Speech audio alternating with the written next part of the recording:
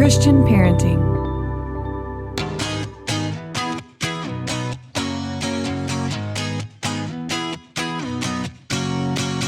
I'm Julie Lyles-Carr. You're listening to the All Mom Does podcast, part of the Christian Parenting Podcast Network. Today on the All Mom Does podcast, I'm your host, Julie Lyles-Carr. I have someone that I got to meet a few years ago, and it's been so fun to watch her career through the years, both from childhood all the way to now. Candace Cameron Bure, thank you so much for being with me today. Oh, you're so welcome. Thanks for having me on. Now, I'm excited because you're in Vancouver, which is one of my favorite cities. You're up there because you're preparing to do some more work and put some more stuff in that we all know and love. What's the latest project? Yes, I'm filming 2 new Aurora Tea Garden mysteries for the Hallmark Movies and Mysteries channel. And this is actually going to be our 16th and 17th movies in this mystery series, which is exciting. And Aurora Tea Garden, if you watch these, she's finally getting married. So we get to have a wedding, which is always fun. I love putting a wedding dress on. Absolutely. I would love another chance to try to get one of those. Well, maybe get my right leg into one of those after all these years. You've been to Vancouver quite a bit as the process of this filming and this many episodes, this many movies, and all the other work that you're doing. How is that going into Vancouver to film versus where has been more home base for you outside of Los Angeles? Well, I have been working in Vancouver since I was 17 years old. I film the majority of all the Hallmark movies up here. So I spent a lot of time in Canada and I love it up here. It's really wonderful. Every province has been great. You know, that is a challenging part of my career because I do have to travel for these movies and be away from my family. It's even been a struggle at times over the years from my family, from the amount of time I'm gone. So I'm always trying to reprioritize and adjust that timeline. And with the pandemic and now adding quarantine 2 weeks to my schedule, it's become even greater. So it just means that I'll be doing a few less films this year until this quarantine time is gone. And that's okay. I mean, those are like the harder decisions that you have to make. Everyone makes them, that I can't do as many simply because of the time, but my family's important to me. What was it like when you began to realize last year, oh, I'm going to be home a whole lot more? Because, you know, I grew up, my dad was with the space shuttle industry and we lived near a lot of military. And you would see families who grew accustomed to that place of having to be apart from each other. And they actually got pretty good at it. You know, they got a rhythm to it. And then would be that time where maybe something would happen and the party of the family who was often gone, they got kind of used to that, was home more. And there were some real dynamics that had to shift and change according to that. What was that like for your family? Was it just, oh, great, mom's home more this year? Or was it, we have some dynamics we have to figure out here? Well, we went through this before because I had stopped working for a good 10 years to stay at home and raise my kids while my husband was still a professional hockey player in the NHL. When he retired, we had to go through that adjustment period because he was now home full time and I was already home full time.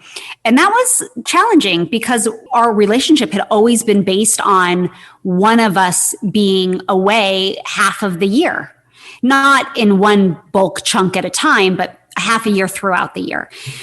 So we'd done it once before, and then we got to do it again last year, except it was now my turn because I'm the one that's been traveling a whole lot more than my husband. And as hard as last year was, because it actually was very difficult for us in the marriage department, I'll be completely open and honest because everyone needs to hear that they're not alone. Right. It was definitely a challenge, but what ended up happening was we dealt with the stuff that we just kept sweeping under the rug because I was out of town, he was out of town. It just made us sit face to face and say, okay, let's work this out and let's figure out a plan and readjust priorities again without bitterness. Right. But we were able to do that. We had the time and we grew so much stronger because of it. So now it balls in my court actually, so that I make sure I stick with my commitments as to not overwork because I'm a bit of a workaholic. I love what I do, but I realized how much time I have been away from my family and it takes its toll on my family. So I have to keep my promise in 2021 to stick to our timeframes that we set out, and staying in 2 weeks of quarantine doesn't help my timeline. So it's actually a sacrifice that I can't do as many films because I have to be up here longer because of that. Right, right. The time frame has all changed to Yes. be able to be safe and be on set and all those things. I think you're right. I mean, my husband and I have been married for 31 years, and I so longed. We have these two schedules that I was on the road speaking quite a bit. That all came to a halt. He's one of those guys who's just working all the time, and when he's not working, he's networking. And so, he's gone a lot. And all of a sudden to find ourselves in the same house having to deal with each other and our work patterns and some of the things that we hadn't really had to navigate together before was really interesting. And we've been married a long time. So I say that as an encouragement to anybody. I love your vulnerability on that, because I think that there were people who hit last year who went, shouldn't this be happier? I mean, we're finally getting more time together. And instead, we are having to muck out the stall, so to speak. And it's not been really, really pleasant. So absolutely. You're not alone. You're not alone. It was definitely rough at the start of the year, but I also believe that's what marriage is all about. And we'll be celebrating 25 years of marriage this year. And it's a lot of ups and downs. There's roller coasters, there's good seasons and there's tougher seasons, but it's all about being willing to work through those seasons. Because I truly believe that for the most part, obviously there's always exceptions, but for the most part, if we can put our pride aside and humble ourselves, we can usually work through the problems. Right, right. Yeah, I think there's just work that goes into it. And I know we say it, and I know that those of us who are a little further down the road say it to the ones that we see coming up. And you've got kids who are getting married, I've got kids who are getting married, and we're telling them that all the time. But it is a whole other different thing to really be in it and doing the work than to just academically know that marriage is going to take work. So, sure, exactly. Stay in the course. Now, you mentioned that you were home for 10 years, and there are a lot of listeners to the podcast who are in that season of juggling little bitty kids, trying to stay in the career market, or maybe they are trying to come out, or if they're working, they feel like it'd be better if they were home. If they're home, they're kind of wishing they might be working. All of that lane that can be really challenging. And as much as we love the opportunities and the open doors for women, and I hope that as team mom, we're all supporting and cheering each other on, I think there still can be a lot of comparison, a lot of judging that happens. How did you make the decision at what some could have argued was quite a peak in your career? Because, you were coming off of a very successful sitcom. You could have launched right into a whole lot of other stuff, and you made the decision to hit the pause button for a little bit. Were you fearful, first of all, that you might not ever get a chance to go back in the same place? And how did you deal with that fear? And then in the context of those 10 years, did you feel that pull? Did you feel like, am I in the right place? Am I doing the right thing? So making the decision to stay at home and raise my kids was a pretty easy decision. I actually, at one point, right when I had Natasha, decided to go. I thought I was going to continue working and raise my kids at the same time. And within less than a month, I knew that was not for me. I knew I could not be the kind of mom that I wanted to be if I was traveling and working and auditioning. It just wasn't going to happen. So it became a very easy decision for me to say, I'm going to stay at home and raise the kids, because I didn't want someone else doing that for us. But did I have a fear that I would never go back to work? Of course I did. And my career had literally been my whole life. I've been working since I was 5 years old. And then coming off a really successful television show, every agent and manager that I talked to said, this is not the smartest thing for your career. Obviously, we support whatever you'd like to do, but you could miss out. And they could just overlook you and forget about you. But that's really when my relationship with God and Jesus grew in my life. My faith became so strong. And that was over many years, but I really came to the point probably 2 or 3 years into surrendering to motherhood as much as I wanted to. I had a very great peace that if God was going to open the door again and it was meant for me to work, he would. And if it didn't, I was okay, because the more I dug into the word, the more I read my Bible, I knew that I was exactly where God wanted me to be at this season in my life. And so sure, there were days I cried about it, but in my heart, I knew, nope, this is it. And I'm good. I'm really good. But the desire to work never left me. I have been a creative, motivated, energizer bunny of a person my entire life. So I never wanted to stop working. And even talking to my husband when I decided like, hey, this is, I think the best decision we decided was the best decision for our family. I told him, as soon as you retire from hockey, I want to go back to work. I'm going. Yeah. And so, yeah. So that desire never left me for all the years that I stayed home. I just knew it wasn't the right time for me to be at work. But a couple years after my husband did retire from hockey, that's when I, reached out into the entertainment world and said, hey, knock, knock. Will you guys have me back? And the doors kind of flung right open. Yeah. Yeah. You are on one of the most epic journeys of your life, the parenting journey.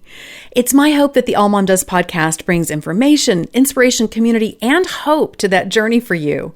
As you know, the All Mom Does podcast now partners with the Christian Parenting Network, which helps get the podcast out to even more people. Christian Parenting is an online ministry that's helping over 500,000 parents a month find freedom in being the perfectly imperfect parents they were meant to be. And it would mean so much if you were able to donate to keep Christian Parenting and the All Mom Does podcast going strong. You can make your donation today by texting CPGIVE to 474747.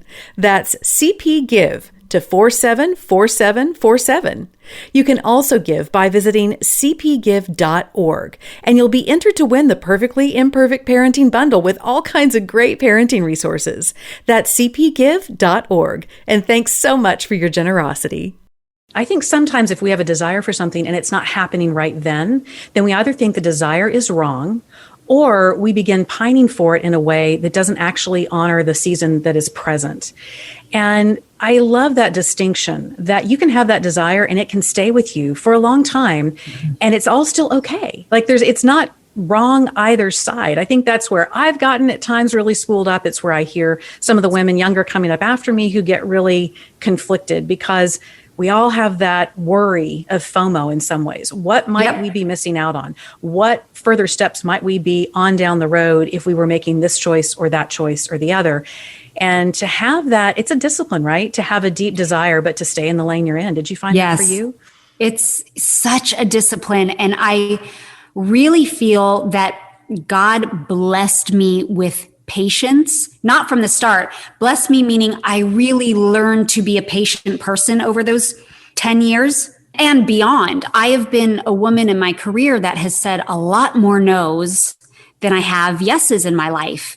And I've always trusted God in his timing, but that's not necessarily who I was. I didn't have that patience when I was born, but I've learned to have it. And I feel like God has given me blessings and honored that in me. And it's so important. Everything that you said, it's just, we want everything now. And we feel like it's wrong if it's not happening now. But we can read story after story that some things take 30 years to come to fruition, but never stop praying about it. Never stop dreaming about it. All of those are good and healthy things, but you just might have to be more patient than you thought you'd have to be. Right, right. And as you said, during those 10 years, your faith really grew. When you came back into the entertainment space, was that a bit of a surprise to some of the people that maybe you'd had association with before? Because before you'd been younger, you'd been a child. Now you're a wife, you're a mom, you're someone who's further in her walk with God. And you're coming in perhaps with a stronger sense of, okay, this is who I am. These are the projects I'm interested in. These are the projects I'm not going to do.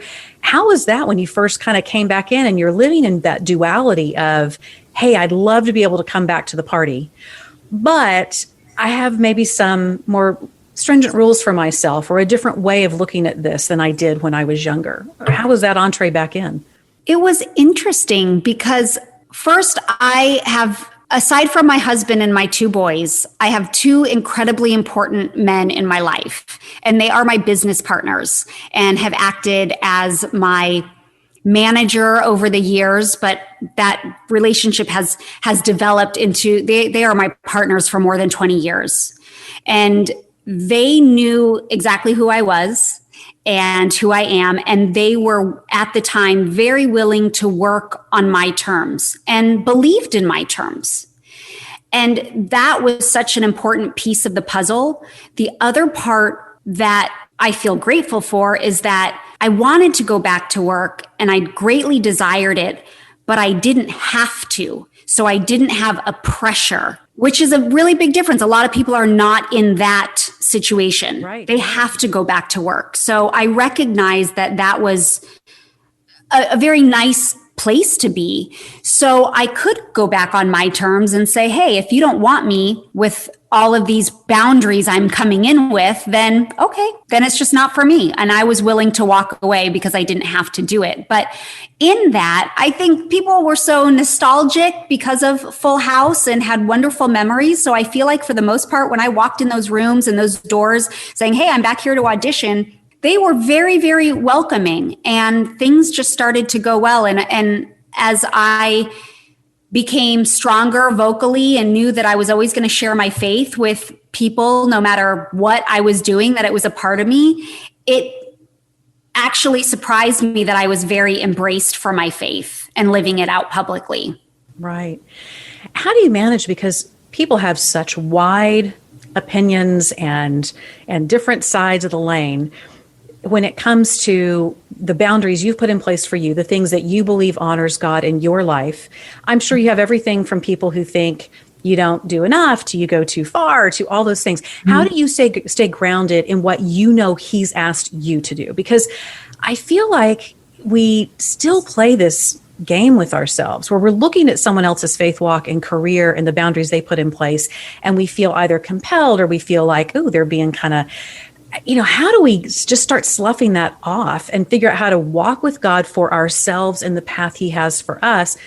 However, not being the kind of person who won't take wisdom or correction or someone's well-meaning observation. How do you do that? Because you walking out your faith, it's a lot more public than it is for a lot of people, mm-hmm. which means you probably get a whole lot of cacophony about who thinks you're doing great, who thinks you're doing too much, who's not doing enough, all the things.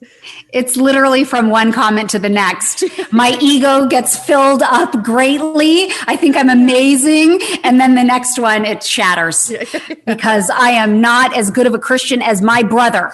That's like the main comment I get. Your brother's a real Christian. You're not. Oh, man. Okay. I mean, how do you stay grounded in what's for you? Well, I decided a long time ago, and from a biblical principle, that I would surround myself with trusted people that I knew had my best interest at heart and would guide me from a biblical perspective. One of those people is my husband. Two of those other two people are my parents. And I obviously have other friends in that small group, but it is a small group. Right. So when I started receiving praise and criticism, I knew that I could always go back to the people that have been a constant influence in my life, who I know are grounded in the Word and will speak the truth into my life when I need it in love. And it's very easy to pick apart someone else's walk. And I realized the second I myself started doing it, I thought, if I'm looking to pick at someone else, I need to just turn this around and take a look at myself, because there's something clearly going on in me with my walk that I don't know, maybe I'm taking it out on someone else. And that might not always be the case, but it made me want to reflect on myself instead, like take out the log in my own eye. Right. And that's what I think about the different comments from people. And you know what? I've had those talks, but my mom, like, her bottom line is always, when I say, Mom, do you think this is okay to do? Or do you think this would paint me in a negative light? She goes, honey, would you feel comfortable doing that or showing that in front of Jesus if he were standing right in front of you? And that was always my mom's bottom line answer. Yeah. But it was like the best perspective ever. So in talking through with my husband, as far as boundaries as to what I do on television, we've made those. And I recognize that not everyone feels comfortable with the same boundaries that Val and I have made, but the two of us as a married couple feel comfortable with the guidelines we've made within our marriage, and feel that because with that, we are honoring to God. But I totally recognize there are people that could pick that apart and have a differing point of view. And I honor your difference of opinion. I absolutely do. But I'm trying to walk the best walk that I can and hope that you're doing that for you. But conviction is such an important thing, right? Because you should always follow your own conviction, and God will give each of us heavier convictions than another. I cannot expect everyone to follow my convictions and rules if God put them on my heart, if they are okay biblically. As long as it's not just downright sinful, you should never expect someone else to follow what God has convicted you about. And it's okay if those convictions are different for your friend. Right, right. I feel this so keenly because there are things that God has asked me to lay down that would make sense to no one. I mean, why? Why would that even be a thing? And I've had times with certain relationships that I haven't minded sharing a couple of those things, but I've been very cautious with it because so quickly we can take a conviction that's been laid on someone else and we can turn it into some kind of rule for everybody. Or somebody hears of something like that and goes, well, maybe that would be good for me. Maybe I should try that. And again, I think there's such value in sharing our walk, sharing the things that God is showing us, sharing the things that are keeping us strong or He's having us avoid or embrace as part of our walk with Him. But it's, Paul, particularly in his writings, is so clear about the things. If you've got a conviction on this, then it's sin for you. And if you have a freedom in this, then you have a freedom in this. And it feels like we have a hard time extending that to each other because I do think we take comfort in systems and what we think is a whole lot of clarity. But you said something that I think is such a gem when you talked about that if you're starting to feel a little bit of a judgy or whatever towards somebody else, that you turn it and understand that it's actually symptomatic potentially of something going on in your own heart. That is just treasure because you're right. There are many times where I'll be looking at someone going, and all it takes is that split second for God to show me, oh, really? Yep. Why don't you come over here and let's have a chat? And then I discover, oh, okay. Yeah, I got some other stuff I need to deal with before I go trying to fix anybody else. Yes. How did you, there's so much out there, Candace, about pick the one thing and really run for it. And I think there's value in that. And I think it helps clarify where our no's are going to be and all that kind of stuff. And yet then I look at all the stuff that you've been involved in. Years ago, you and I did an event together. So you did some public speaking and you are probably still going to be doing some of that after the pandemic's over. Your movie and television career completely revved back up. You're on QVC all the time. You're writing books. You're on social media. How you keep up with your social media alone is amazing to me. How did you decide that all of those things were your one thing when they seem so multifaceted? Because sometimes I think we do get really scattered. Sometimes maybe we're limiting ourselves by thinking of something as a specific role and only engaging in that role. How did you evaluate all that? I love this question, first of all, because I had such an epiphany moment, and it was after reading the book, is it A Million Little Things or Little Million Ways by Emily P. Freeman? Yeah, something close to that. But I had been on the women's speaking circuit for 7-8 years. A handful of times a year, I'd go out and speak at a conference where we met. And I loved it because I got to share my faith and share my testimony. And that has always been my heart. But after 7 or 8 years, I was not enjoying it, but it wasn't that I wasn't enjoying it from a happiness point of view. It was not what I wanted to do for my life. And I didn't know how to lay that down and not be used by God to still share my testimony. And after reading that book, it really helped give me perspective. And I thought, this is not like my first love and what I really want to do. And I realized that I still could share Jesus, even if I went back into the entertainment industry, which was what I really wanted to do. But it was really hard to give up the security of being on that speaking circuit, of knowing, hey, I'm going to get a paycheck. I get to meet people. I mean, there were all these emotional attachments along with money that goes along with that too. And so it was hard to just give it up and say, I'm not going to do this anymore or book any more events so that I can actually pursue what my first love is, which I believe God gave me the talent for, which is acting, and just see how it goes. 14 years later, I really am shocked that not only am I acting and following my true passion and what I believe is the talents God gave me, but actually getting to share Jesus on what I think is an even bigger platform than the stage arena platform. But I never even imagined that. I just knew I've always been an entrepreneur. I have always loved having my hand in a lot of different baskets. And I have a whole journal full of dreams and lists and things that I want to do that go back 15, 20 years. All the things I'm doing right now have been on those lists. These are not things that I'm like, oh, hey, I'm going to have a makeup deal because I'm suddenly popular and I can, so I'm going to. Or I'm going to do devotionals because a publisher came to me and said, here, write some devotionals. Like, no, these are all the things that I'm doing are all the things I've been working towards and praying over for 10, 20 years. And somehow with the team God gave me, I'm able to manage it all.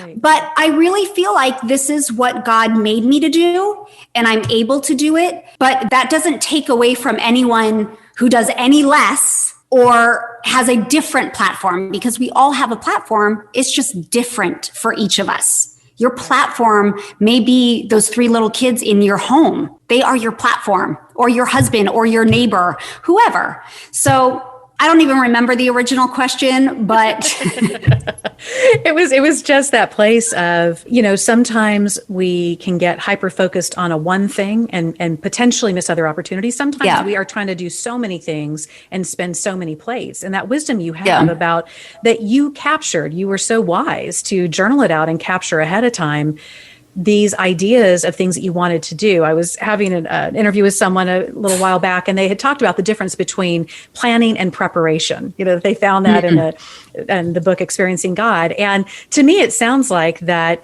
sure, you had some idea of some things you wanted to do, but you really were prepping in those ages and stages. And when things do come into a fullness of time, it's pretty amazing how quickly things can come together. It's, again, though, just that slow build.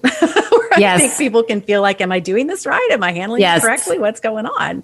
So talk to me. One of the things that you've been doing in recent times that I think is really fun. And I'd love to hear what the process to getting to this place was, because a lot of things you've done to this point have been speaking into women's lives. It has been development of products and things along those lines for women. But then you've also been doing some children's books, and the newest one that you have coming out that I want you to talk about. But this theme of being faithful with something that you think you really wanted, but then it's a little more challenging. It may take more time. It may do all those things. I mean, to me, this is really the theme of our conversation today is how do you remain faithful in doing what's right in front of you and correctly, so that eventually what you have been thinking of comes to fruition. So talk to us about how you got into the children's book lane, and then how you are working to inculcate these really powerful messages for kids in a way that they can grab hold of. It was always my desire to write children's books as soon as my daughter Natasha was born, because reading to my children was my favorite thing to do. And I think because I wasn't acting at the time either, I would open up these books and we'd look at these great illustrations and I would act out these characters, and it would be like a little play in our living room. But I loved reading to them and with them. So when I started talking to publishers, I actually had talked about writing children's books first, but it's a niche part of the market, and no one thought I would be successful coming out of the gate with a children's book.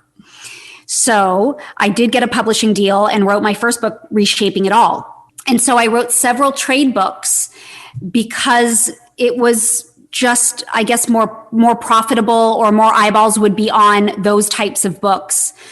But finally, after talking to my publisher several times, and as my career has grown, I'm like, this is what I really want to do. This has been 20 years in the making. Can we please publish a children's book? And I finally got a yes. And now I'm on the third one. How you choose the theme. Because, that's one thing. I too adore children's books. And in my tenure of raising 8 kids, we have read a lot of children's books. One of the things that you're able to do that I think is really beautiful and unique is you're able to find a theme that could be a little high level for a kid. And yet you put it in such a way that a child's going to be able to grab hold of that. And in this newest one about the new puppy, it's this beautiful way of talking about there's something you can really want, but there's a faithfulness that comes in really walking out whatever that dream thing is. So for the protagonist in the book, it's that she wants this puppy and she wants this puppy so bad. But then when she gets this puppy, it's a whole different ballgame. Like it's puppy world. Exactly. So how do you make those determinations on that thread, that theme that you want kids to get and break it down so they can really digest it?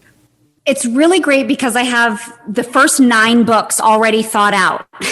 Because the first 9 books. You got a plan. I have a plan. It's the fruit of the Spirit. And that's what I wanted to read and talk about with all 3 of my kids when they were younger. So I knew when I was going to write books, I wanted to write on the fruit of the Spirit.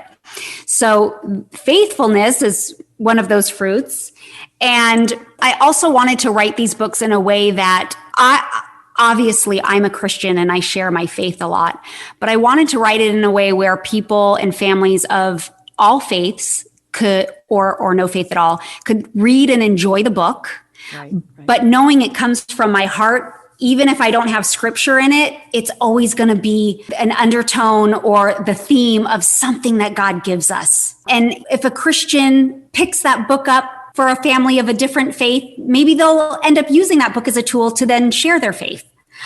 I don't know, but it's always my goal. It's just to plant little seeds. And as far as choosing faithfulness, I was trying to think of a story that could really show what faithfulness meant without actually a faith point of view. So I thought with a little kid, well, I'm a huge dog lover. I've never been without a dog in our home since I was 17 years old. We've had many over the years.